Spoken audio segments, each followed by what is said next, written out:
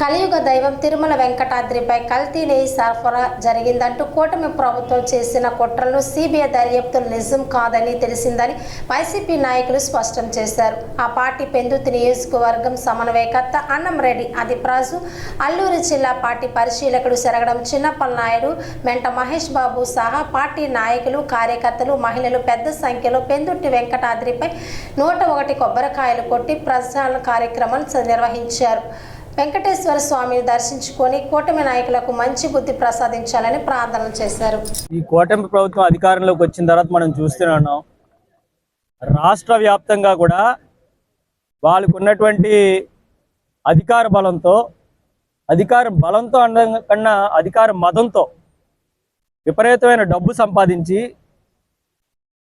ఏదైతే వైఎస్ఆర్ కాంగ్రెస్ పార్టీ ఏ స్థాయిలో కార్పొరేటర్లు అవ్వచ్చు, ఇవాళ జీవీఎంసీ పరిస్థితి మనం చూసాం. కార్పొరేటర్లు అవ్వచ్చు, లేదంటే ఎంపీపీలు అవ్వచ్చు, జిల్లా పరిషత్లు అవ్వచ్చు, చాలా ప్రాంతాల్లో మున్సిపాలిటీలు అవ్వచ్చు, అక్కడ ఉన్నటువంటి అధికార మతంతో డబ్బు ఖర్చు పెట్టి లేదంటే భయపించి వాళ్ళని అనేక రకాలుగా ప్రలోభ పెట్టి ఇవాళ వైఎస్ఆర్ కాంగ్రెస్ పార్టీ నుంచి నాయకుల్ని ఎవరైతే ఆ ఎంపీటీసీలు కానీ వాళ్ళని తీసుకోవడం, మరి వాళ్ళు ఏదో కొంతకాలం కైండ్ ఆఫ్ ఒక పైశాచిక ఆనందం పొందుతున్నటువంటి పరిస్థితులు మనం చూద్దాం.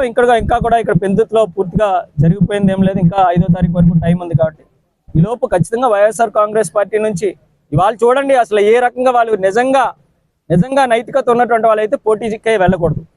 వాళ్ళ పార్టీ తరఫున టీడీపీ తరఫున గెలిచిన వాళ్ళు ఎంతమంది? కేవలం ఒక్కలే 8 మంది వైఎస్ఆర్ కాంగ్రెస్ పార్టీ. అనేకమైనటువంటి ప్రలోభాలు పెట్టి వీళ్ళందరినీ కూడా తీసుకున్నటువంటి కార్యక్రమం చేస్తున్నారు. చూద్దాం, ఇంకా సమయం ఉంది కాబట్టి దాని మీద కూడా అన్ని రకాల ప్రయత్నాలు కూడా చేస్తున్నాము. మళ్ళీ తదుపరి మీకు అందరికీ నమస్కారం. మరి మనం చూసుకుంటే ఈ కూటమి ప్రభుత్వం అధికారంలోకి వచ్చిన తర్వాత వాళ్ళ వైఫల్యాల్ని కప్పిపుచ్చుకోవడానికి, వాళ్ళు చేసినటువంటి పొరపాట్లని కానీ, ప్రజలకు చేసిన మోసాన్ని కానీ ప్రజల్లో చర్చ జరగకుండా ఉండాలి అనేటువంటి ఉద్దేశంతో డైవర్షన్ పాలిటిక్స్ చేస్తూ మరి ఇంకా అన్ని రకాల ప్రయత్నాలు చేసిన తర్వాత ఇంకా ప్రజలు వాళ్ళని చేదరించుకుంటున్నారనేటువంటి భావనలోకి వచ్చిన తర్వాత ఇంకా పూర్తిగా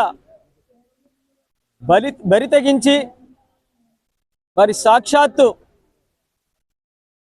కలియుగ దైవంగా భావించేటువంటి తిరుమల తిరుపతి దేవస్థానాన్ని కూడా మరి రాజకీయాలకు వాడుకునేటువంటి ఒక దుర్మార్గమైనటువంటి చర్య ఈ కూటమి ప్రభుత్వం చేసింది.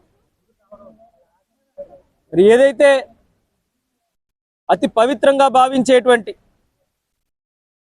తిరుమల తిరుపతి దేవస్థానం యొక్క లడ్డూని కూడా రాజకీయం చేస్తూ ఆ నెయ్యి ఏదైతే వాడుతున్నారో అందులో జంతు కొవ్వు కలిసింది అని చెప్పి ఒక దుష్ప్రచారానికి మాజీ శాసనసభ్యులు మిత్రులు అన్నారెడ్డి ఆదిప్రాజు గారికి,